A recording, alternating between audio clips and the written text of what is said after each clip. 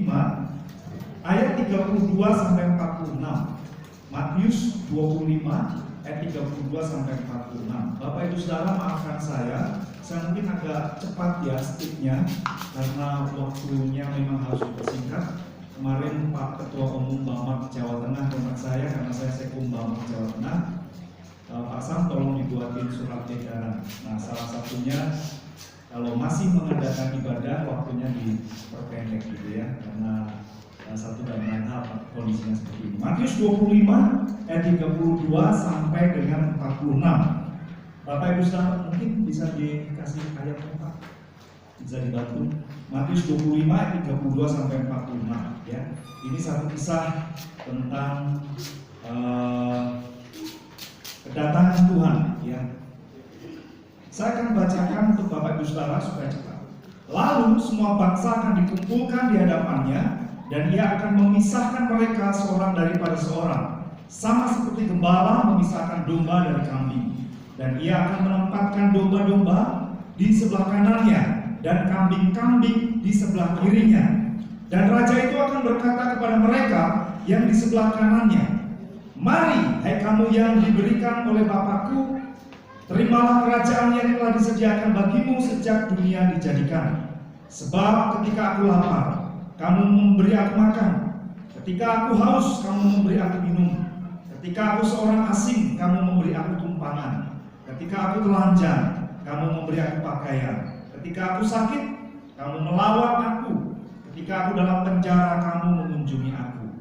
Maka orang-orang benar itu akan menjawab dia, katanya, "Tuhan, bila manakah kami melihat engkau lapar dan kami memberi engkau makan, atau haus dan kami memberi engkau minum? Bila manakah kami melihat engkau sebagai orang asing dan kami memberi engkau tumpangan, atau telanjang dan kami memberi engkau pakaian? Bila manakah kami melihat engkau sakit atau dalam penjara dan kami mengunjungi engkau?" Dan raja itu akan menjawab mereka, "Aku berkata kepadamu, sesungguhnya segala sesuatu yang kamu lakukan untuk salah seorang dari saudaraku yang paling hina ini, kamu telah melakukannya untuk aku." Dan ia akan berkata juga kepada mereka yang dari sebelah kirinya, "Enyala dari hadapanku, hai kamu orang-orang yang terkutuk, enyala ke dalam api yang kekal, yang telah sedia untuk iblis dan malaikat-malaikatnya. Sebab ketika aku lapar, kamu tidak memberi aku makan. Ketika aku haus, kamu tidak memberi aku minum. Ketika aku seorang asing, kamu tidak memberi aku tumpangan. Ketika aku telanjang, kamu tidak memberi aku pakaian. Ketika aku sakit dan dalam penjara, kamu tidak melawat aku." Lalu mereka pun akan menjawab dia, katanya, "Tuhan, bila manakah kami melihat engkau lapar, atau haus, atau sebagai orang asing, atau telanjang, atau sakit, atau dalam penjara, dan kami tidak melayani engkau?" Maka ia akan menjawab mereka, "Aku berkata kepadamu, sesungguhnya segala sesuatu yang tidak kamu lakukan untuk salah seorang dari yang paling hina ini, kamu tidak melakukannya juga untuk aku." Dan mereka ini akan masuk ke tempat siksaan yang kekal, tetapi orang benar ke dalam hidup yang kekal. Bersama-sama katakan amin. Sore hari ini Bapak Ibu Saudara, kita sudah melihat bagaimana nubuatan Yesus terutama menjawab pertanyaan para muridnya. Apa tanda kedatanganmu dan tanda kesudahan dunia? Ya. Bapak Ibu Saudara, tadi dikisahkan bahwa akan ada tanda-tanda umum, ya. Tetapi ada tanda khusus yang kita baca tadi di dalam Matius 25 tadi, bagaimana kisahnya tentang kambing dan domba. Bapak Ibu Saudara, Yesus akan datang kedua kali. Sekali lagi saya sampaikan, Yesus akan datang kedua kali. Kedatangannya yang pertama, dia datang dalam rupa yang sangat hina. Dia lahir di kandang domba. Dia dibenci banyak orang meskipun dia melakukan kebaikan, melakukan mujizat. Dia mati di atas kayu salib sebagai satu bentuk kematian yang paling hina. Mati di atas kayu salib itu merupakan aib, Bapak Ibu Saudara. Tapi itu dilakukan oleh Yesus. Dan tidak hanya mati, tetapi Yesus bangkit. Sebentar lagi kita akan merayakan Paskah ya Bapak Ibu Saudara. Kita berdoa, corona dilewatkan melalui tanda Paskah, tanda darah Yesus bagi kita semuanya. Amin. Dimuliakan Yesus. Tidak ada yang mustahil bagi Yesus.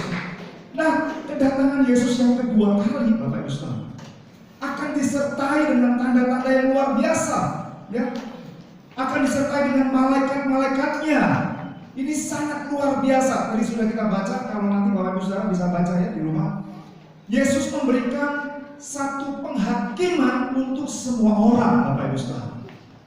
Yang domba ditaruh sebelah kanan, yang kambing ditaruh sebelah kiri. Bapak Ibu Saudara, kenapa Yesus mengadakan pemisahan di antara dua binatang ini? Mari kita belajar bersama-sama bahwa ada karakter yang berbeda, ada sifat yang berbeda antara domba dan kambing. Bapak Ibu Saudara, domba itu suka bergerombol hidupnya, saling menghangatkan satu dengan yang lain.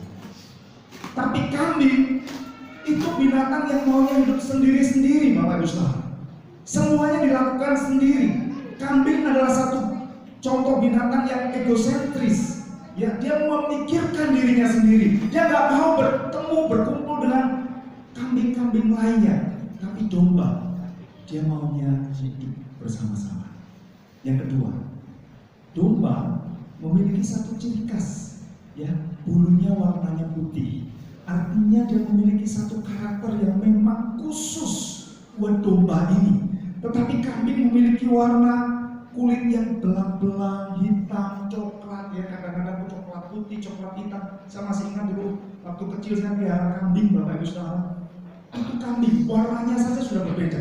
Domba punya tanduk tapi melingkar, Bapak Ibu Saudara. Ya, domba, meskipun dia punya senjata, tetapi dia nggak mau melakukannya. Dia sadar bahwa dirinya lemah. Tapi kambing, binatang yang punya tanduk. Makanya dia tadi hidup sendiri. Kalau ada yang mau deket-deket, dia langsung serang dia. Bapak Ibu Saudara, apa maksudnya karakter yang berbeda ini, Bapak Ibu Saudara? Mari kita belajar sehingga Yesus mengambil contoh pemisahan domba dan kambing. Ini serius, Bapak Ibu Saudara, dan akan terjadi pemisahan tersebut. Ya, peristiwa pemisahan ini terjadi setelah masa kesengsaraan besar dan kedatangan Kristus kembali ke bumi, tetapi sebelum memulai pemerintahan di bumi. Mungkin nanti dalam pendalaman Alkitab, Pak Gembala bisa menguraikan tentang kedatangan Yesus ini, kesengsaraan, masa sengsara, ya, dan lain sebagainya. Karena hari-hari ini kalau Bapak Ibu Saudara ke mall, misalnya Bapak Ibu Saudara ke tempat-tempat tertentu, kita akan dites suhu tubuh kita, ya, pakai alat tes itu loh, ya, di kepala kita. Saya sedang membayangkan besok zaman antikris, Bapak Ibu Saudara, mungkin akan seperti itu. Karena tandanya harus 666. Jadi kalau Bapak Ibu Saudara masuk ke mall misalnya, kemarin kami sempat ke mall karena membeli satu benda tertentu yang ada di sana. Sebelum masuk, kami periksa suhu tubuhnya dulu, ya. Berapa nih suhu tubuhnya? Oh, Bapak 34,9, boleh. Tapi kalau di atas 37 nggak boleh masuk, Bapak Ibu Saudara. Harus pulang, nggak boleh pergi-pergi, nggak boleh jalan-jalan, harus isolasi di rumah. Ya. Nah, besok itu seperti itu. Yang tidak punya 666 di daerah, Anda bisa baca nanti di kitab ini. Itu nggak boleh masuk belanja dan lain sebagainya. Ini gambarannya, ya. Dulu saya pikir waktu saya masih remaja, masa sih ya sih sampai belanja aja dibatasi. Tapi ternyata hari-hari ini tanda-tandanya sudah jelas, Bapak Ibu Saudara. Kembali kepada kisah ketika Yesus menghakimi domba dan kambing. Domba adalah gambaran anak-anak Tuhan. Kambing gambaran anak-anak yang tidak taat kepada Tuhan. Sehingga tadi Yesus berkata di dalam Matius, berkata begini, Bapak Ibu Saudara, bahwa mereka yang peduli kepada sesamanya itu adalah seperti domba. Dikatakan begini dalam ayatnya yang ke-35, ketika aku lapar, kamu memberi aku makan. Ketika aku haus, kamu memberi aku minum. Ketika aku seorang asing, kamu memberi aku tumpangan. Ketika aku telanjang, kamu memberi aku pakaian. Ketika aku sakit, kamu melawat aku. Ketika aku di dalam penjara, kamu mengunjungi aku. Ini domba, Bapak Ibu Saudara. Satu sikap anak-anak Tuhan yang peduli dengan sesamanya. Beda dengan kambing. Dikatakan oleh Tuhan, kambing ini mereka nggak peduli. Yang sakit dibiarkan sakit, temannya yang susah dibiarkan susah, ya. Yang telanjang dibiarkan telanjang. Bapak Ibu Saudara, ini kambing. Makanya Yesus memberikan satu perumpamaan yang jelas kepada setiap kita apa yang dimaksud dengan tanda-tanda kedatangannya. Nah, satu firman Tuhan dikatakan connect, ya. Connect. Bapak Ibu Saudara, saya sedang belajar apa itu connect. Makanya kita harus belajar untuk mengerti apa maksud Tuhan. Hari-hari ini Bapak Ibu Saudara, akan terjadi orang-orang hidupnya egosentris, memikirkan dirinya sendiri. Gara-gara virus corona di Jakarta contohnya, terjadi panik buying, Bapak Ibu Saudara. Waduh, langsung borong semua barang-barang yang ada di sana. Mereka melakukan aksi borong, beli semuanya dan sebagainya. Panik. Lihat Bapak Ibu Saudara, dia tidak berpikir lagi pada yang lain. Padahal nggak apa-apa tuh dia beli masker sampai beli berapa ribu gitu. Sekarang harga masker 300.000, 400.000, yang isi 50 pack itu. Bapak Ibu Saudara lihat, masih ada orang yang nimbun loh, nimbun masker, nimbun antiseptik ya dan lain sebagainya. Dan ini terjadi di akhir-akhir zaman ini. Oleh karenanya Bapak Ibu Saudara, janganlah kamu mengasihi dunia. 1 Yohanes 2:15-17. Janganlah kamu mengasihi dunia dan apa yang ada di dalamnya. Jika orang mengasihi dunia, maka kasih akan Bapa tidak ada di dalam orang itu. Gak ada kasih. Gak akan ada kasih. Karena mengasihi dunia seperti kambing. Sebab semua yang ada di dalam dunia, yaitu keinginan daging dan keinginan mata serta keangkuhan hidup, bukan berasal dari Bapa, melainkan dari dunia. Dan dunia ini sedang lenyap dengan keinginannya, tetapi orang yang melakukan kehendak Allah tetap hidup selama-lamanya. Kuncinya adalah orang yang melakukan kehendak Allah. Domba melakukan kehendak Allah. Kristen domba melakukan kehendak Allah. Mereka peduli dengan sesamanya. Oleh karenanya, apa artinya connect, ya? Saya sempat melihat arti connect itu menghubungkan, mengkaitkan, menyambungkan, ya. Lalu apa yang dimaksud dengan connect? Connecting with God, ya. Tersambung dengan Allah. Kemudian yang kedua, connecting with others. Kita tersambung dengan yang lainnya. Selain dengan Allah, tentu dengan yang lainnya. Connecting others to God. Bersama-sama kita memiliki hubungan dengan Allah. Tadinya pribadi punya hubungan dengan Allah, pribadi punya hubungan dengan sesama. Kita semuanya punya hubungan yang sama dengan Tuhan. Dan apa yang mungkin ini sudah disampaikan karena temanya adalah connect. Kita akan belajar bagaimana kita connect dengan Tuhan. Tadi sudah saya sampaikan di depan bagaimana pentingnya untuk kita memiliki kemurahan hati. Domba, karakter Kristen domba memiliki kemurahan hati. Kita baca di dalam Lukas 6:36, saya sudah sampaikan ada di sini. Hendaklah kamu murah hati. Mari kita baca bersama-sama. Di atas ini ada ya, supaya kita connect, supaya tersambung. 1, 2, 3. Hendaklah kamu murah hati, sama seperti Bapamu adalah murah. Sekali lagi. 1, 2, 3. Hendaklah kamu murah hati, sama seperti Bapamu adalah murah hati. Katakan amin. Murah.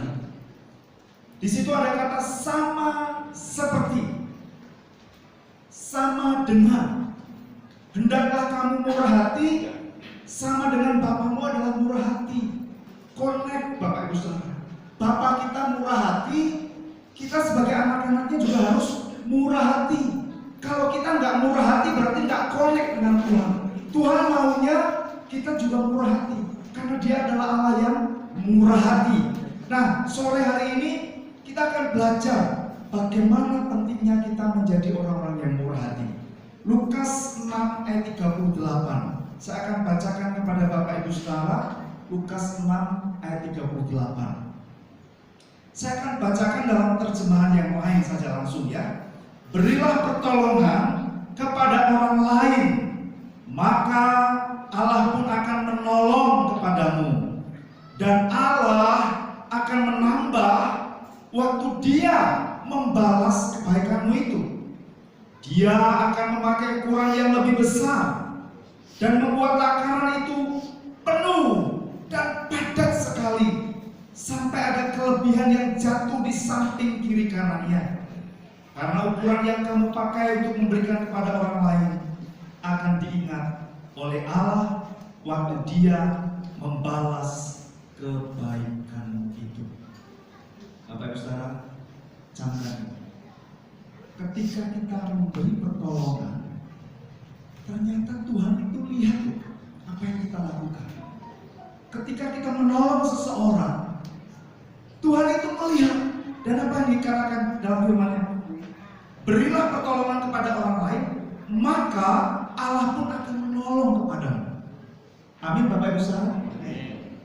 Dia menolong Bapak Ibu Saudara, serius. Tuhan menolong kita. Kenapa? Karena mungkin hari-hari ini karena egosentris tadi, orang tidak lagi menolong sesamanya, bahkan saling curiga satu dengan yang lain. Mau menolong saja misalnya terjadi kecelakaan, jeder ya. Kita sudah lihat yang jatuh itu siapa? Ditanya, kamu Kristen apa Islam? Kristen Pak. GBB apa kita?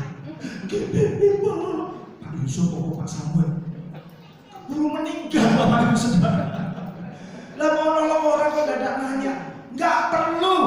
Katakan amin. Siapapun dia yang perlu kita tolong Bapak Ibu Saudara. Nggak perlu kita pandang, si kecelakaan cincinnya. Masya Allah. Kita tolong. Tetapi yang kecelakaan, katoan cekak, kambingnya suek-suek, mulah kere wis tolongin. Lu. Ini namanya nggak murah hati. Murah hati itu nggak pandang bulu Bapak Ibu. Seperti Tuhan murah hati. Dia menolong setiap manusia, umat manusia, ya, yang percaya, yang tidak percaya. Tuhan berikan matahari yang sama. Jadi Bapak Ibu Saudara, ketika kita menolong orang lain, apalagi kita Kristen domba. Saya percaya di sini semuanya Kristen domba. Katakan amin. Kalau tidak, kita masuk di sini Kristen kambing, hukuman kekal. Kalau di sini hidup kekal Bapak Ibu Saudara. Dan dikatakan kalau kita berbuat baik, Allah menambah waktu Dia membalas kebaikanmu. Bahkan dalam terjemahan yang lain dikatakan begini, tetapi tidak hanya diberikan kembali, tapi diberikan kembali dengan bonus dan berkahnya. Katakan amin. Tuhan memberikan bonus pada Bapak Ibu Saudara. Tuhan tidak hanya memberikan berkat, tetapi bonus pada Bapak Ibu Saudara. Siapa yang suka bonus? Angkat tangan. Angkat tangan. Yang nggak angkat tangan. Kalau Bapak Ibu Saudara mau diberkati Tuhan, mau bonusnya, lakukan firman-Nya. Amin. Kalau nggak lakukan, nggak dapat. Serius Bapak Ibu Saudara. Saya baru-baru ini dapat bonus dari Tuhan. Saya mungkin nggak pernah cerita sama Pak Yusuf belum ya. Kalau saya keliling Jepara, Pati Kudus ya Bapak Ibu Saudara, saya sedang melakukan misi. Karena dulu waktu saya kuliah S3, saya sempat ngambil mata kuliah misiologi. Dan saya punya hati waktu itu, punya kerinduan begini, Tuhan, aku pengen melakukan misi, tapi kemana? Dan melalui Superbook Bapak Ibu Saudara, tadinya saya keliling Jawa Tengah, dan kemudian saya Jepara, Kudus, Pati, Rembang, Juwana, sampai Lasi. Saya naik mobil manual waktu itu, ya beberapa kali, Kak Sipora mungkin tahu. Dan 3 bulan yang lalu, berarti akhir 2019, kaki saya itu sakit Bapak Ibu Saudara. Dan istri saya bilang begini, wah enak ya kalau punya mobil metik. Ya wis kita berdoa ya, kita berdoa. Dan mulai saat itu Bapak Ibu Saudara, kami mulai berdoa dan kami mulai perkatakan dengan iman. Ya kemarin saya khotbah di gereja tentang doa orang benar besar kuasanya. Kami perkatakan dengan iman, tidak boleh bimbang. Kalau Bapak Ibu Saudara berdoa kita pada Tuhan, harus yakin, harus dengan iman. Saya berdoa dengan istri, Tuhan terima kasih untuk mobil metik yang Kau berikan, untuk mobil Matic yang kau berikan Tuhan. Kemudian muncul lagi satu passion, apa sebutkan gitu ya, saya menyebutkan merek tertentu, nggak enak nanti dikira saya endorse Bapak Ibu Saudara. Saya dikiranya apa itu iklan. Nanti kalau mau tahu lihat aja. Kemudian saya sebutkan mobil itu. Puji Tuhan ya Bapak Ibu Saudara, saya dijawab oleh Tuhan mobil yang saya minta. Dan saya sekarang pakai mobil Matic, pergi kemana-mana nggak capek karena Matic Bapak Ibu Saudara. Puji Tuhan, beri kemuliaan buat Tuhan. Bapak Ibu Saudara, kalau Tuhan bisa menjawab doa saya percaya Tuhan juga menjawab doa Bapak Ibu Saudara. Amin. Hari-hari ini kau membutuhkan apa? Kau memerlukan apa? Tuhan tahu. Tuhan tahu. Mari kita belajar tentang seorang Samaria yang baik, ya. Jadi ketika Yesus ditanya siapa sesama aku manusia, kita nanti bisa membaca sendiri kisah ini, Bapak Ibu Saudara. Dan ahli Taurat itu mencoba Yesus, dia bertanya siapa sesamaku manusia. Yesus mengambil perumpamaan seorang Samaria yang baik hati, ya. Tadinya imam dan orang Lewi lewat. Ketika dia lihat ada orang kecelakaan, dia hanya kasihan ya, sakit, ketahan, wah berdarah-darah, waduh, bis pergi imam dan Lewi. Tetapi seorang Samaria, ketika dia melihat orang yang jatuh itu, ketimpa musibah itu, dia tidak cukup sampai simpati, tapi dia berempati, dia melakukannya, dia menolong dia nggak tanya dulu kamu dari mana, enggak, dia langsung tolong Bapak Ibu. Dan dia bawa ke kota, dia bawa ke, kalau bahasa sekarang, klinik gitu ya. Dia obati di situ, kalau kurang aku akan berikan lagi. Siapa sesamaku manusia? Ahli Taurat berkata, orang yang menolong. Dia nggak menjawab orang Samaria, kan? Karena orang Yahudi itu nggak mau akur sama orang Samaria, Bapak Ibu Saudara. Ya, mereka bermusuhan. Tetapi Yesus mengambil perumpamaan orang Samaria yang baik hati. Bapak Ibu Saudara, kita diumpamakan seperti orang Samaria yang baik hati. Mungkin orang-orang di luar sana membenci kita, orang-orang di luar sana memusuhi kita, tapi kita harus menolong mereka, katakan amin. Gak boleh membeda-bedakan. Oleh karenanya Yesus memberikan satu perumpamaan ini kepada kita. Lalu apa yang dimaksud dengan givers? Mari kita belajar bersama-sama. Are you a giver or a taker? Bapak Ibu Saudara, kita ini seorang pemberi, orang yang murah hati, atau orang yang selalu minta-minta. Kita ini Kristen domba atau Kristen kambing. Mari kita belajar bersama-sama apa yang dimaksud dengan givers and takers. Seorang givers, seorang pemberi, dia selalu bersemangat, dia selalu memiliki antusias, pikirannya selalu positif, dia selalu berkata terima kasih, dia selalu mengucap syukur. Seorang givers, dia melayani, Bapak Ibu Saudara, dia melayani. Tapi seorang takers, pikirannya selalu negatif. Tuhan ini biar kok ada virus corona, barang kok Tuhan. Pikirannya selalu negatif, Bapak Ibu Saudara. Dia nggak pernah bersyukur kepada Tuhan. Seorang takers, dia selalu berkata begini, mana untukku? Tolong aku, ya. Help me, for me, semuanya untuk aku. Itu takers. Tetapi seorang givers, dia berkata, you first. Dia mau melayani. Seorang givers adalah seorang yang mau melayani. Dia murah hati karena dia ingin melakukan perintah Bapaknya. Dia connect dengan Bapaknya. Dia Bapa yang murah hati. Aku pun juga mau murah hati, menolong sesamaku yang lain. Itu givers. Are you a giver or a taker? Bapak Ibu Saudara suka melayani, suka memberi, suka menolong, memberi bantuan, atau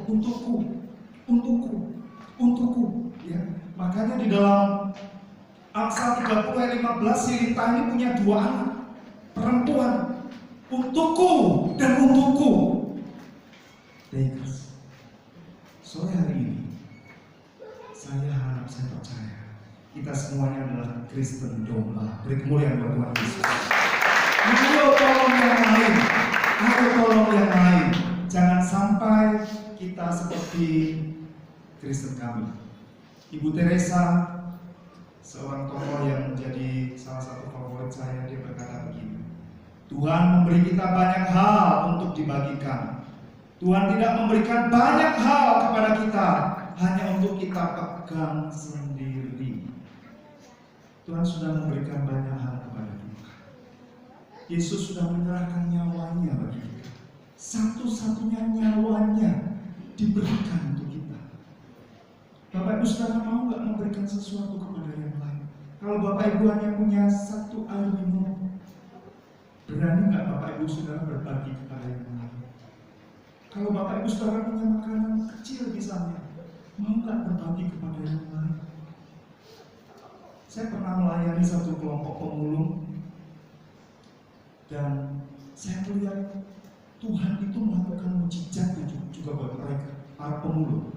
Yang mereka hidup di bawah garis kemiskinan Bapak Ibu Saudara, karena mereka hidup tinggal di bantaran sungai Banjir Kanal Timur.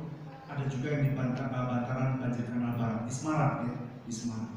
Nah, mereka orang-orang yang kita bina, kita bentuk karakternya, sehingga mereka dulu kalau mayang itu nyari sampah, nyari apa ya, Bapak Ibu Saudara, itu kalau ada jemuran di luar, masukin di itunya, gerobaknya, minta indek lagi, mana, masukkan gitu Bapak Ibu Saudara. Itu dulu, tapi ketika mereka kenal Yesus, itu semuanya ditinggalkan. Sebab buat mereka Yesus lebih berarti, dikemuliaan buat Yesus. Bapak Ibu Saudara, suatu saat mereka pulang dari gereja, dia itu rindu punya baju kayak security itu loh, hitam-hitam ya, yang ada ininya loh, Pak Yusuf itu ya. Dia berdoa, Tuhan aku pengen baju kayak itu. Pulang gereja, dia sudah lewat Bapak Ibu Saudara. Ada satu rumah di depannya itu ada kardus begitu. Dia hanya lewat, sampai di rumah dia ingat loh, tadi di jalan sana ada kardus ya. Dia balik lagi, masih ada Bapak Ibu Saudara. Dia ambil kardus itu, dia bawa ke rumah, dia buka, isinya apa? Baju seperti yang dia inginkan. Luar biasa kan? Berikutnya Bapak Ibu Saudara, dia mau ke gereja nggak punya duit. Tuhan, aku mau ke gereja sore ini, sama ibadah jam 5, sini jam 4 ya. Dia berdoa siangnya, Tuhan, motornya nggak ada bensinnya mungkin. Mereka berdoa dan suaminya keluar ke truk kontainer. Dia lihat di satu botol mineral ada kuning-kuning. Kalau di lingkungan kumuh kayak gitu, kuning-kuning ini apa Bapak Ibu Saudara? Apa ini kuning-kuning ini, air kuning-kuning? Ketika dia ambil, bunyinya nggak enak nih kayaknya. Dia ambil Bapak Ibu Saudara, apa ya? Loh, baunya kok air bensin? Dia tuang di motornya. Tuhan, terima kasih Tuhan, di starter nyala Bapak Ibu Saudara. Wah, dia sukacita naik motor ke gereja, dikemuliaan Bapak Ibu. Pernah juga istrinya sakit, kepalanya sakit ngeluh Bapak Ibu Saudara. Sudah 3 hari nggak bisa beli obat, bayangkan. Buat obat sakit kepala aja nggak bisa beli. Dia berkata, Pak, kepalaku pusing, doakan Pak. Ya wes Pak, aku tak kerja sih. Suaminya kerja, Bapak Ibu Saudara. Nemu obat di satu tong sampah. Mana obat? Dia langsung pulang. Mak, aku mau obat Pak. Langsung diminum Bapak dalam nama Yesus. 5 menit kemudian kepalanya hilang, sakit kepalanya hilang Bapak Ibu Saudara. Haleluya. Ya kalau pikiran Tuhanku, ya kalau yang digunakan itu obat diare atau obat yang lain dibawa pulang, sembuh nggak kira-kira? Nggak sembuh, nggak connect ya, nggak nyambung. Ini istilah Surabaya, jaka sembuh naik ojek, nggak nyambung ya. Tapi obat itu dibawa dan didoakan sembuh Bapak Ibu. Ayo kalau misalnya Bapak Ibu Saudara punya sisa makanan, mungkin kalau di Pati nggak begitu ya, saya nggak tahu. Tapi yang penting kita punya hati yang mengasihi mereka. Apa itu givers? Mari kita belajar sedikit ya, sedikit lagi. Yang pertama, givers generosity. Ulangi 15 ayat 10 berkata begini, kamu yang murah hati, harus memberikan kepadanya, dan berilah dengan sukarela, Tuhan Allahmu akan memberkatimu. Karena melakukan hal yang lebih baik, hal yang baik ini, Ia akan memberkatimu dalam segala sesuatu yang kamu lakukan. Bapak Ibu Saudara, kalau Anda murah hati, Tuhan akan memberkati kita. Katakan amin. Ini ada kisahnya, yaitu seorang apoteker. Suatu sore ada suami istri datang ke apotekernya dan dilayani oleh penjaga yang ada di depan. Mbak, saya butuh obat sakit punggung, tapi juga bisa menyembuhkan batuk. Loh, nggak ada Pak. Kalau obat batuk ya obat batuk saja. Kalau obat sakit punggung ya sakit punggung. Kenapa Pak? Istriku itu lagi hamil Mbak. Kalau dia batuk, aduh batuknya parah, punggungnya sakit. Ada nggak obat batuk plus sakit punggung? Nggak ada Pak. Terus sang apoteker ini dari dalam dia, ada apa Pak? Bu, tolong Bu, saya butuh obat sakit batuk dan sakit punggung karena istri saya itu sakit. Kemudian apa yang dilakukan? Dia berkata, nggak ada Pak. Yang ada ya sakit obat batuk dan obat sakit punggung. Saya bisa memberikannya. Tapi saya nggak punya duit Bu. Saya baru saja di PHK. Ya, Bapak tunggu di sini, Bapak sama Ibu tunggu di sini. Apoteker ini masuk Bapak Ibu. Dan dia mengambil beberapa obat, dia mengambil beberapa pokok, dan dia mengambil beberapa perlengkapan bayi dan dia bawa. Bapak, Ibu, ini untuk Anda berdua. Loh, kami nggak punya duit. Ya, ini untuk Anda berdua. Silakan diberikan.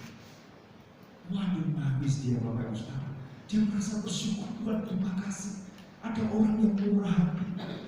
Dan ketika dia lagi merasakan sukacitanya, ada seorang bapak yang lagi nunggu obat. Dia datangin Bapak, Pak, ini kartu nama saya.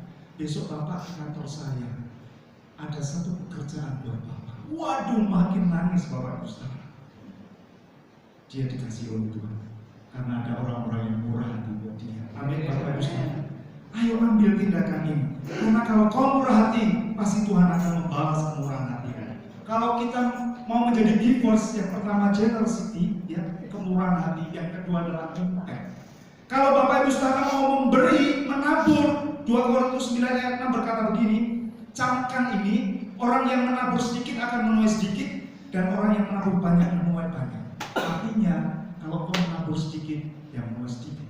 Tapi kalau kau berani menabur, maka kau juga akan mendapatkan apa yang kau tabur itu banyak. Waktu anak-anak saya masih kecil, sekali lagi kalau saya bersaksi, saya tidak mengambil keuntungan apapun dari kesaksian saya. Saya ingin memuliakan nama Tuhan. Saya kontrak di satu petak rumah, dan saya nabung untuk membeli tanah Bapak Ibu Saudara. Itu tahun 98 ya, sekitar 2000. Oke. Waktu itu gereja membutuhkan LCD proyektor Bapak Ibu Saudara, dan Bapak Gembala berkata begini, jemaat yang tergerak untuk membantu gereja membeli LCD proyektor, saya persilakan. Waktu itu dalam hati saya ada passion, ada satu pesan, berikan yang terbaik, berikan yang terbaik. Apa yang saya ingat, Tuhan, saya punya sertifikat, itu yang terbaik dari saya. Baik Tuhan, kalau saya ngomong sama istri, itu istri saya nggak ada masalah, saya akan memberikan. Waktu sampai di rumah saya bilang, ya ini sertifikatnya diminta oleh Tuhan untuk gereja. Loh, kalau Tuhan yang minta, berikan aja. Minggu berikutnya saya bawa ke gereja Bapak Ibu Saudara, sertifikat itu saya serahkan kepada Pak Gembala. Bapak Gembala berkata begini, enggak Pak Sam, saya tahu Bapak belum punya rumah, Bapak sedang menabung beli tanah ini untuk rumah Bapak. Saya berkata begini, Pak Gembala, kalau Bapak menolak pemberian saya, berarti Bapak mengajari saya untuk tidak taat kepada Tuhan. Waduh, nangis Pak Gembalanya Bapak Ibu Saudara. Ya sudah, yuk kita berdoa. Kami berdoa. Saya pulang dengan sukacita. Apakah seminggu berikutnya saya dapat rumah? Belum. Sebulan berikutnya? Belum. Tapi dalam hati saya percaya Tuhan pasti menjawab doa saya. Katakan amin. Dan singkat cerita Bapak Ibu Saudara, saya dapat rumah. Dan saya dapat rumah. Beri kemuliaan buat Tuhan Yesus. Tuhan Yesus nggak pernah berubah. Tuhan Yesus nggak pernah berubah. Dan saat ini pun, karena saya sudah ditolong Tuhan, saya kepengen menolong yang lain, ya, menjadi impact.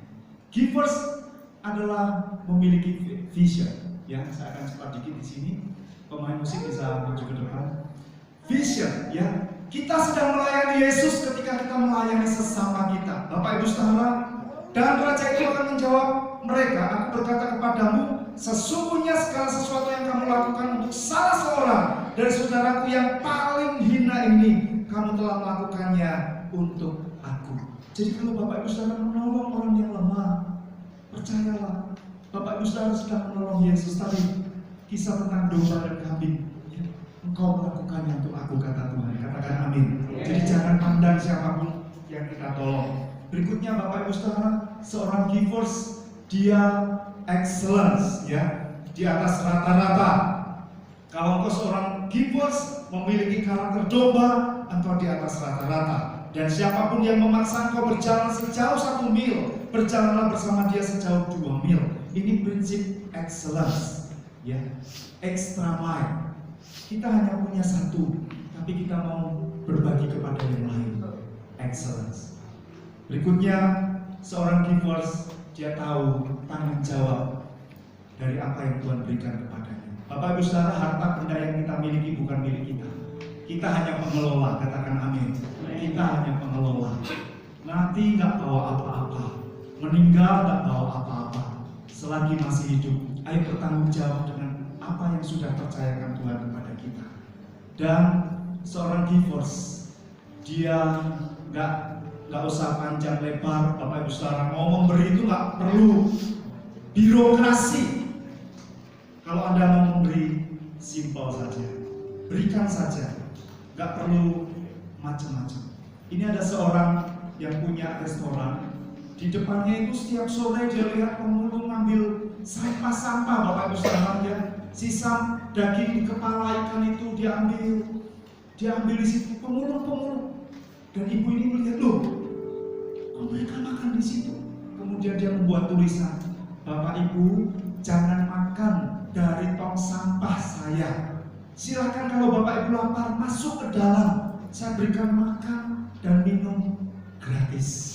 Bapak Ibu Saudara, untuk menjadi pemberi tak perlu kita pikir panjang, simple, berikan saja.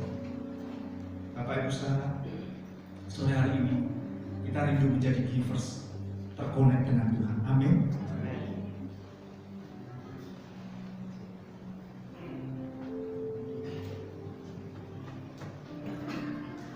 Mari kita naikkan pujian ini, ya. Ku hidup karena anugerah-Mu Tuhan. Biar satupun dapat kubanggakan. Semua karena cinta-Mu. Ini hidupku, pimpin jalan-Mu.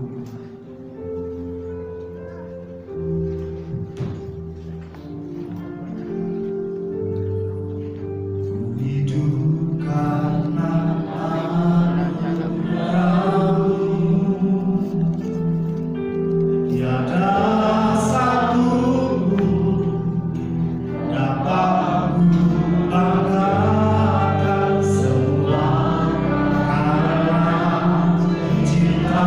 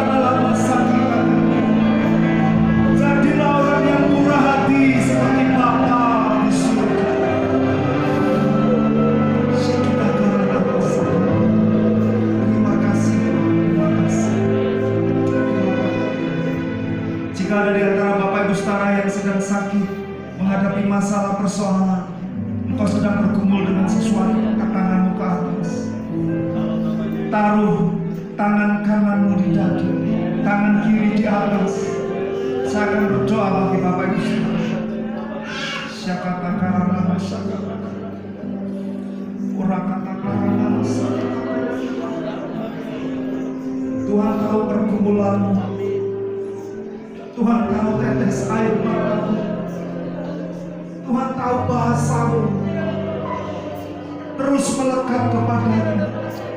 Sakata karana sikara.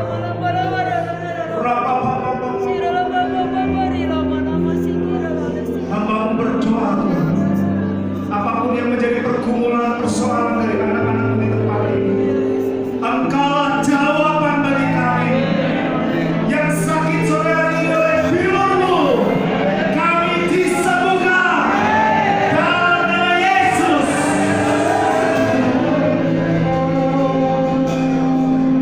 Tuhan, jika ada di antara anak-anak yang sedang membutuhkan sesuatu, mungkin mereka butuh rumah, butuh pekerjaan, butuh anak, karena sudah sekian tahun menikah belum punya anak, atau mereka butuh sesuatu apapun juga Hamba tidak tahu. Sore hari ini, Engkaulah jawaban atas setiap persoalan kami. Dalam nama Yesus. Tahun 2020 ini Tuhan, kami tetap percaya janji-Mu.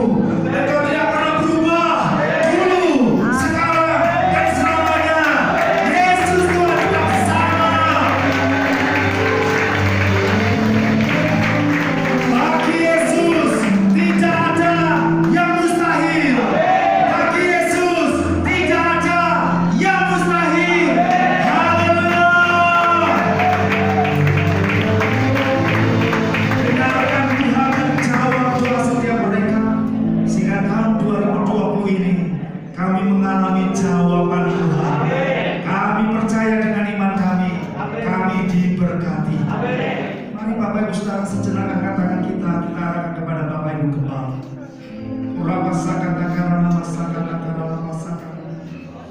Kami berdoa untuk Bapak Ibu Gembala, ayo saudara ibu beserta keluarga. Kami berdoa di dalam nama Tuhan Yesus. Hikmat dari Tuhan, kesabaran, kekuatan dalam nama Yesus. Tuhan, Kau yang mendengar setiap doa dan seruan hari ini, setiap visi yang Tuhan sudah taruh. Dalam nama Yesus, kami percaya visi ini sejalan dengan visi-Mu Tuhan. Umat di tempat ini diberkati, memiliki hubungan yang lebih dekat, lebih intim dengan Tuhan, dan kami mengerti kehendak dan maksud daripada Tuhan. Terima kasih Tuhan, terima kasih Bapak. Kami mengucap syukur buat sore hari ini, berdoa untuk pemerintah Indonesia, berdoa Tuhan untuk virus corona. Kami sepakat di dalam nama Yesus.